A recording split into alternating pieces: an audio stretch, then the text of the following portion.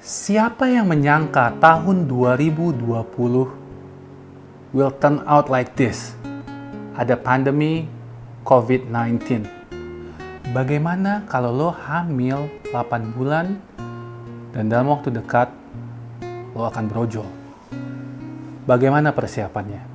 Kita dengar klip berikut ini.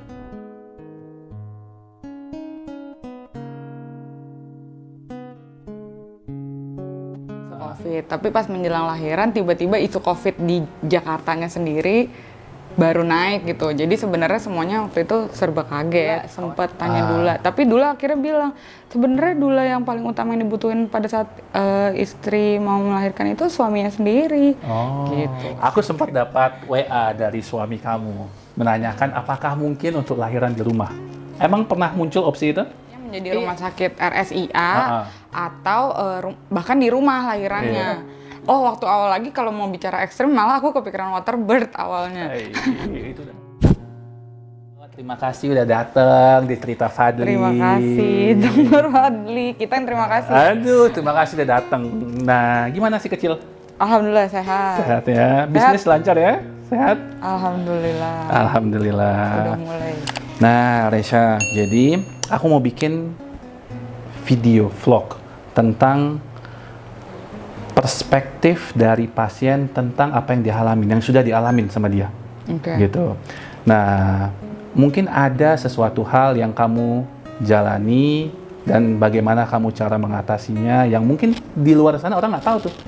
Gitu. Aku ingat waktu itu kita lahiran di baru-baru memasuki COVID-19 ya, pandemi COVID-19. Betul.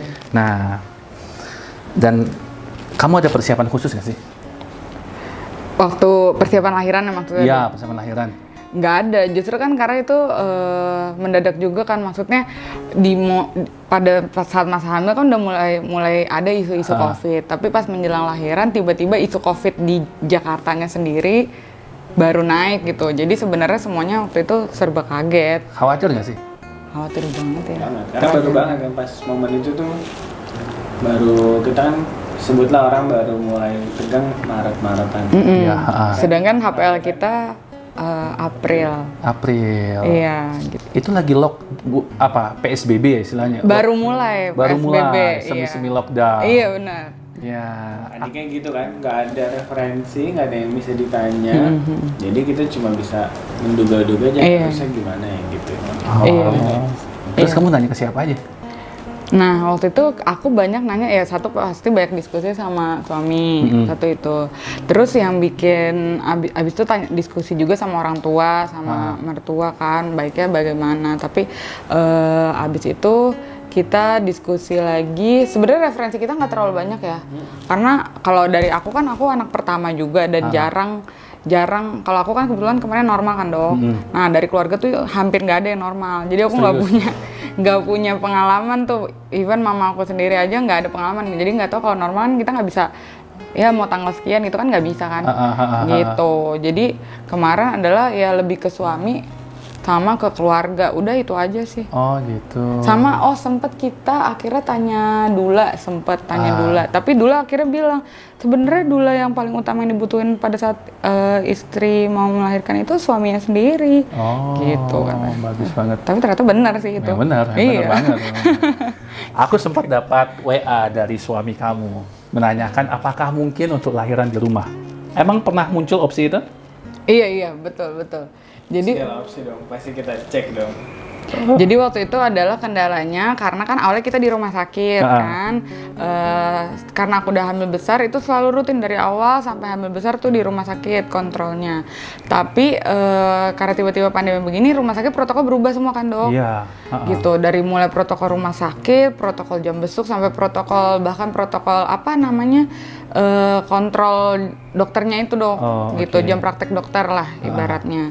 Nah itu yang tadinya kalau udah mendekati HPL kan biasanya kita kontrolnya per week ya, per 1 minggu sekali. Nah itu nggak semua rumah sakit bisa begitu. Jadi kadang dokternya ada yang dikurangin lah jumlah praktikalnya supaya mungkin tujuannya supaya nggak terlalu banyak interaksi kan, supaya rumah sakit juga nggak terlalu banyak orang mungkin gitu. Nah akhirnya waktu itu kendalanya kalau kita ya pengalamannya adalah dokter kita itu nggak ada praktek gitu. Padahal aku udah dekat HPL, jadi kan aku takutnya tiba-tiba kita kontraksi, dokternya lagi nggak praktek, bagaimana nih gitu. Sebenarnya dokter kan ditelepon kapan aja. Nah, bisa ditelepon, bisa ya? Walaupun dia nggak praktek, tapi pasti dia standby. Oke. Gitu. Aku sempat ketemu Mas Tio juga, lagi ngambil rekam medis. Aku sempat terpikirkan olehku, dia bakal pindah ke rumah sakit yang bukan rumah sakit yang kita biasa kan rumah sakit umum nih. Ada rumah sakit ibu dan anak. Ada rencana juga waktu itu. Iya benar-benar. Jadi kita awalnya kan rumah sakit umum, habis itu opsinya menjadi rumah sakit RSIA atau bahkan di rumah lahirannya. Waktu awal lagi kalau mau bicara ekstrim malah aku kepikiran Waterbird awalnya. Itu udah nggak boleh loh. Tapi ternyata udah nggak boleh gitu. Iya. Jadi ya sudah akhirnya lebih ke RSIA atau di rumah tapi dengan bidan gitu, panggil bidan. Karena takut waktu itu gitu. Tapi kamu sekhawatir itukah waktu itu? Khawatir karena kabarnya masih kabar burung kan, masih belum clear sebenarnya seperti apa. Bahkan waktu itu kita nggak tahu juga sebenarnya bisa menularkan ke bayinya atau enggak kayak gitu, isu kayak gitu. Terus abis itu khawatir juga karena protokol rumah sakit terus berubah pada saat itu. Jadi istilahnya aku belum ada pegangan keyakinan nih baik dari rumah sakitnya atau RSIA walaupun pindah kan, tapi kan namanya kita baru ketemu dokternya pasti baru lagi kayak gitu-gitu. Nah saat kamu menjalani, kamu mules, kamu masuk dengan pembukaan berapa? 2 ya? Berapa waktu itu? 3. Dan lahirannya malam hari nggak salah ya, seingat gue. Nih, enggak, jam 10 pagi dok. 10 pagi ya? Aku inget banget karena Mas Tio punya GoPro di ininya, di kepala, habis ada GoPro di depan, karena kamu mau panggil tim dokumentasi sebenarnya ya. Nah, iya itu juga ya ampun. Iya. Nah, saat kamu menjalani persalinannya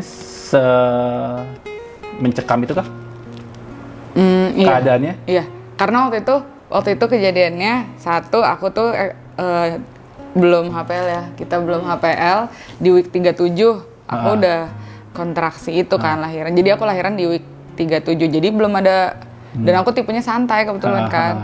Dan aku nggak pernah ada apa tuh kalau sebutannya biasanya ngomong kontraksi palsu ya.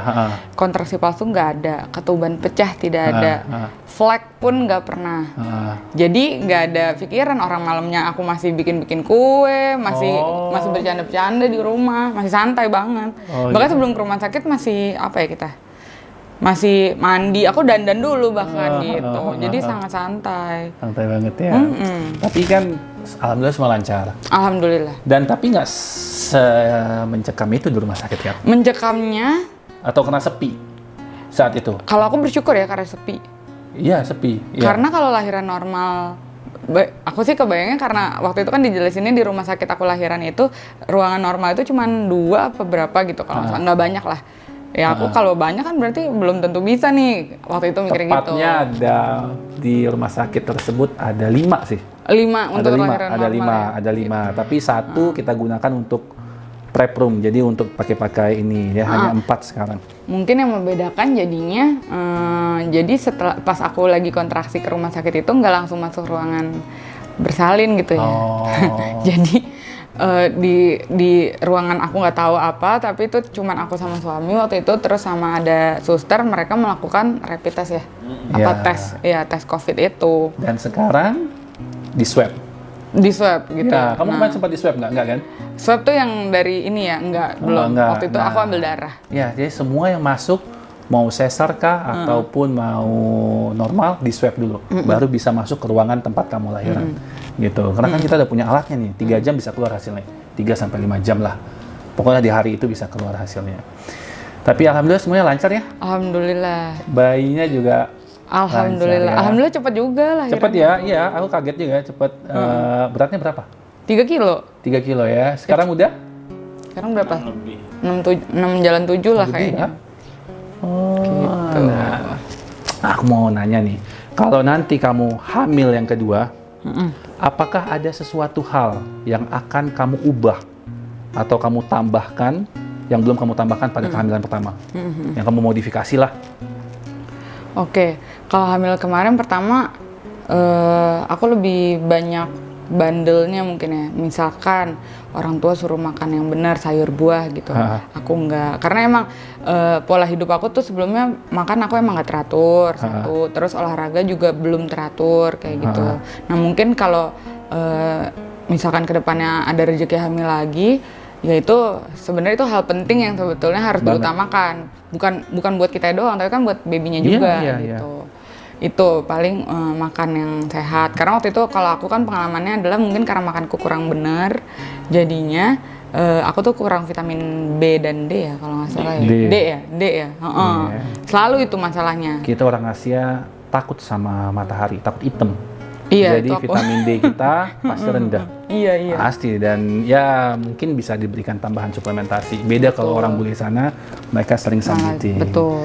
Oke, tapi memang wajib sih. Jadi sebelum hamil minimal 3 bulan kamu tuh mengkonsumsi makanan yang sehat, multivitamin, gitu. Dan kalau ada nih saudara kamu sedang hamil atau mau hamil, nasihat apa selain makan yang bagus?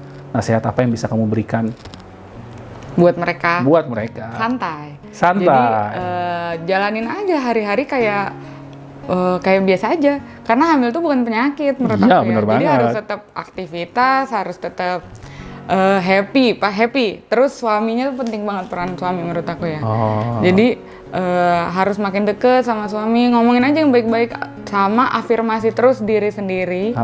Gimana caranya biar hubungan sama suami baik, hubungan sama babynya baik. Karena kan yang namanya hamil pasti semua hormon dari atas sampai bawah berubah semua ya. Terlepas hamilnya lancar atau ada masalah pasti berubah. Pasti. Tapi harus ikhlas sama afirmasi positif terus. Wah, itu sih yang menurut aku sangat membantu nanti untuk proses kelahiran dan menyambut si baby itu. Yang paling terberat saat hamil? Pegel. Kalau orang kan beberapa emosional ya. Kalau aku justru kata dia pas hamil lebih sabar. Tapi pegel ya aku nggak kuat. Pada trimester 3? Dari awal aku Dari awal? Kalau aku Kamu tuh jarang olahraga kali ya? mungkin ya. Iya, jarang ya. Dari awal udah pegel banget gitu? Jadi kayak pegel tapi makin lama makin pegel, tapi pegelnya tuh udah pegel yang kayak tiap hari ini udah tugasnya hanya memijat sebelum tidur. Kamu nggak pernah komplain itu deh, seingatku. Ya karena kan itu mau Sesuatu dikomplain yang juga mau gimana, jadi juga ya sudah dijalani aja. Memang sih, karena rahim yang hanya ukuran 7 cm, dia stretch, ada dari bayi di dalamnya, di situ ada beberapa saraf, otot, ketekan sama rahimnya, sehingga membuat pelvic pain namanya istilahnya. Pelvic pain, iya. Pelvic pain. Mungkin menguranginya dengan cara bisa senam, stretching. Kalau sakit banget, bisa diberikan obat-obatan. Gitu. Iyalah, terima kasih Resya, Mas Tio sudah hadir. Saya harap cerita tadi menginspire banyak orang di luar sana. Dan jadi makan yang sehat mereka juga sebelum hamil. Makan yang sehat, happy, ikhlas, sama makin deket sama suami. Jangan malah makin aduh aku gini, jangan gitu. Emang ada yang berantem ya? Ada juga kali ya? Ada kali ya. Dia mungkin suami kamu tipe yang sabar. Jadi suaminya harus sabar gitu. Iya, langka nih lo, jaga baik-baik. Iya, ini dilus-lus terus. Terima kasih banyak. Terima kasih. Ya. Hai guys, jika kalian suka dengan video ini, jangan lupa like, comment, and subscribe di Cerita Fadli. Thank you. Sampai ketemu di Cerita Fadli berikutnya.